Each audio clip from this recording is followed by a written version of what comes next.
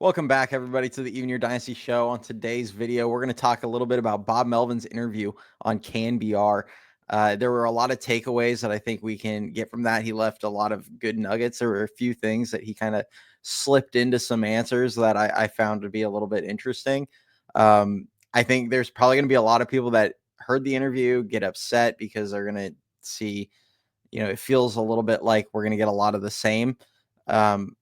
But I did like what I heard on some of it. Obviously, not everything was positive, in my opinion, but there were a lot of things in there that I did appreciate hearing from Bob during that interview. But before we jump into that, for anybody that does enjoy the content, please do like the video, subscribe to the channel. I think about 60% of the people that watch the videos aren't subscribed. So if you do enjoy it, if you can go ahead and hit the subscribe button there, we appreciate it. When we get to 1,500 subscribers, we will be doing a giveaway. It is a Patrick Bailey item. That's all I can say because I don't actually know the specifics on it. It's with Ricky. So we'll do that when we on the whatever live show when we get to 1,500. You can also follow me on any of these socials on X, TikTok, or Instagram. We're going to try and start posting on particularly TikTok and Instagram more frequently than we have been, but regularly interact with people on X. So definitely drop a follow there. But some of the good stuff from the interview, he kind of touched on a bunch of random things. Starting off with Willy Adames, kind of mentioned they're thinking he's probably going to be in the 2-hole.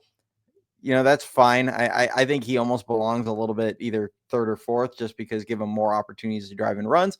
But the counter argument to that is a lot of people feel like your best hitter should be in the 2-hole to give him the most opportunities, So makes sense. The one thing he did mention when talking about the lineup, he still keeps floating out the Jung-Hoo Lee in the 3-hole. I'm personally not a fan of that, but I kind of get some of the logic where the idea is to get Lamont Wade Jr.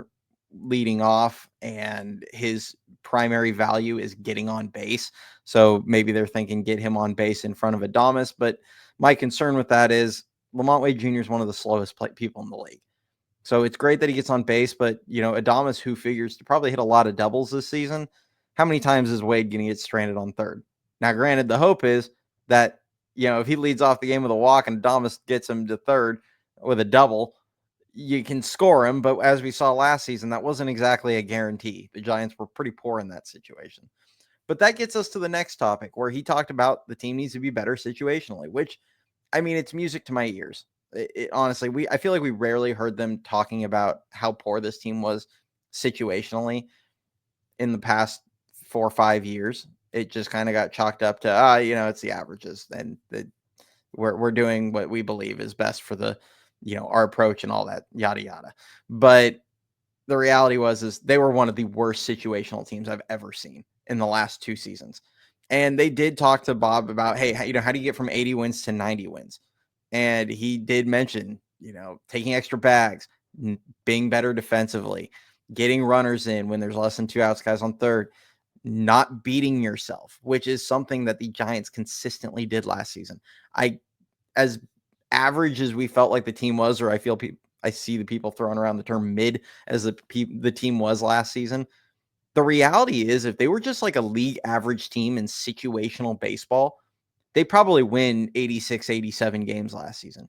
Like, obviously, you want to see the talent level raised so that way the floor of the team is raised. You can get away with, making mistakes and doing things that, kind of beats yourself because you have the talent to make up for it. A team like the Dodgers that, now granted, I don't want to say they go around and beat themselves a lot, because they really don't. They play a really clean brand of baseball pretty regularly, but they can afford to make a mistake because of the amount of talent they have.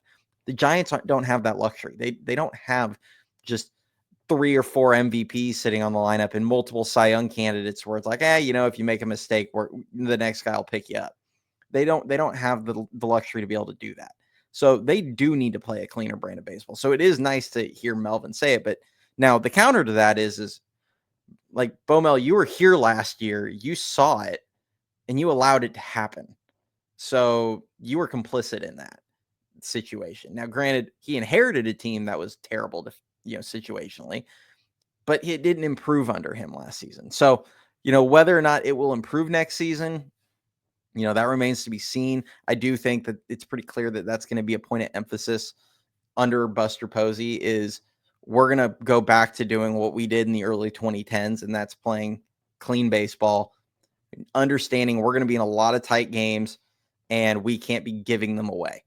So I found that to be a really, positive thing to hear them actually addressing publicly and acknowledging that they were terrible. Having self-awareness is not a bad thing. That's always a good thing in my opinion. So that was nice to hear. They're also going to be likely running with the Wilmot Flade Junior platoon, as I like to call it. Not exciting. It does sound like they, he did talk about Eldridge a little bit later in the interview. I'm not going to go too deep in that, but it does sound like the team is just comfortable riding the platoon and waiting for Bryce, which, they feel like Wilmer's healthy again. If he can produce like he did 2 years ago, great. They'll actually get a decent amount of production out of first base. I have questions on how productive he'll actually be. I don't like the complete lack of speed. I don't like the fact that both of those guys are pretty average to below average defensively. Neither of them really inspires any confidence defensively at first base. Wilmer can pick it, but he's got like almost negative range at first. I don't really care for that. But, you figure to have pretty good range and good defense at the other three infield spots and catcher. So, as long as they can pick the ball at first, I guess that's all that really matters there. And hopefully they swing the bat a little bit. But the next thing he talked about that you can look at it kind of two ways.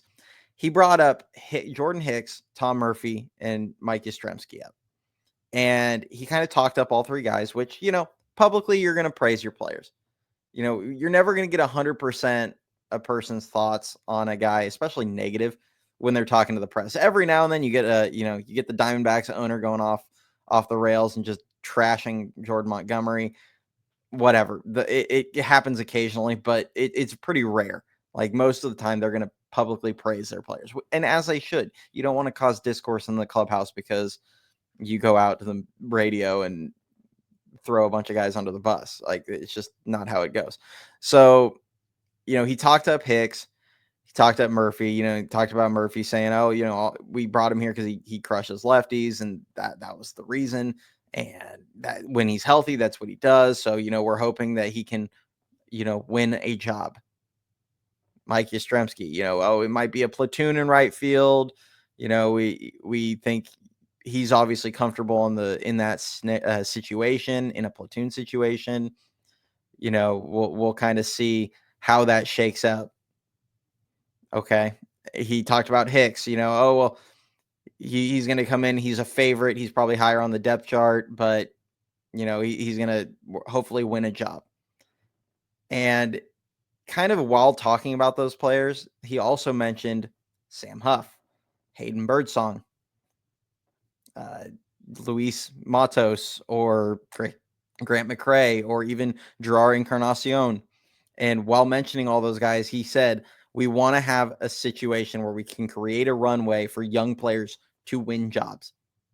So, yeah, I mean, he basically said, hey, these three veterans, they're the favorites. Like they're entering spring training as the favorites to win the job, but he did not commit to any of them as the guys winning the job or as the guys that will be the starters or, anything like that. He kind of said, this is kind of as it stands. And then he kept coming back to young players going, we want to give them opportunities to win jobs. So I really like hearing that.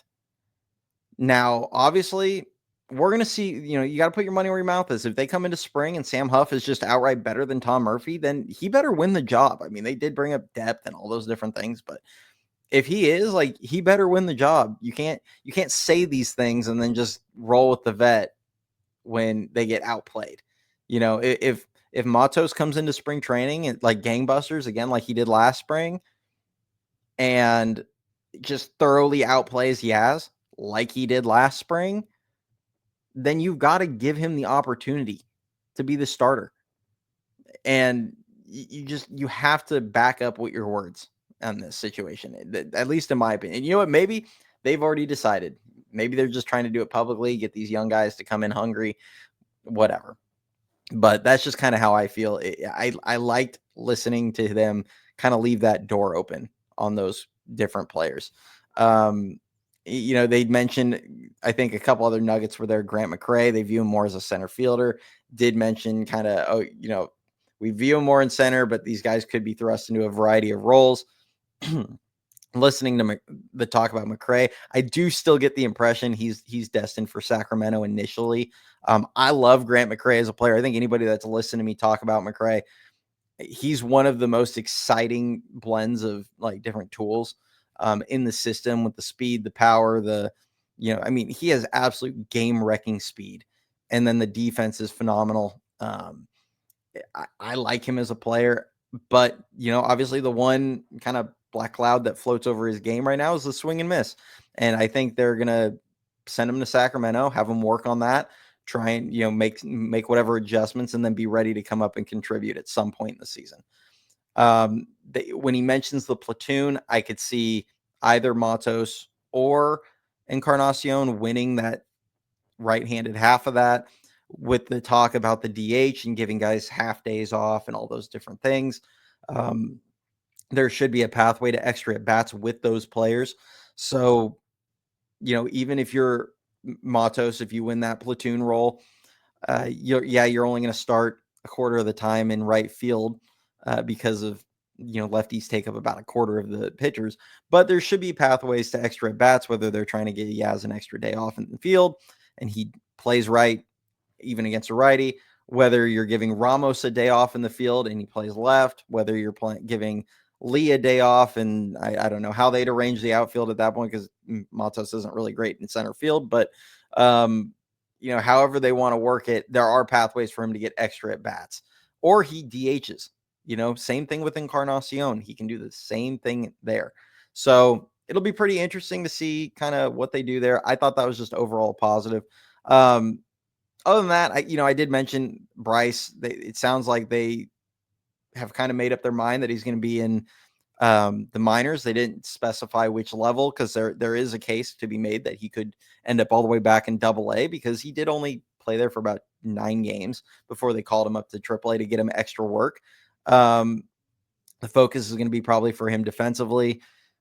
I'm fine with it. Like, I get it. I've pretty adamantly said, like, let his bat determine the pace, but I'm not against him getting extra time. Like, I don't want everyone to think that I just want him up on opening day. Like, I would love for him to force that issue. It would be super exciting if he did, but he needs to come up on his own pace, and that's totally fine getting him extra work. I mean, he has like 75 at bats in the upper levels of the minors. So I was not trying to push that, but I just am a believer of going into it with an open mind and seeing what happens. Other than that, that's all that's all I really have from that interview as far as takeaways. A lot of the other stuff, it was just kind of typical filler. It's a good interview, though. He does talk a little bit about Ichiro and CC Sabathia towards the tail end, and some other kind of brief topics that they touch on. Other than that, we're going to be jumping into our live show tomorrow, 8:30 p.m. as usual. Let us know if there's any kind of topics that you guys want us to talk about during that live show. We'll probably jump in on a few different things, but unless they come out of nowhere and sign somebody, it'll probably be just kind of a variety of topics as it's been in the past few weeks. But I appreciate everybody hopping in. Hope you guys enjoyed it. Like I said, follow any of these socials if you want to get kind of some little bit extra additional Giants content, throwing some stuff in there. I know on Instagram I threw a James Tibbs highlight in there. I'll probably try and start throwing some different minor leaguers, some videos for them in particular, occasionally some big league club stuff as well. But really want to try and spread some love, especially on the prospect side of things on those different social medias. So appreciate you guys. Catch you guys tomorrow night. Go Giants.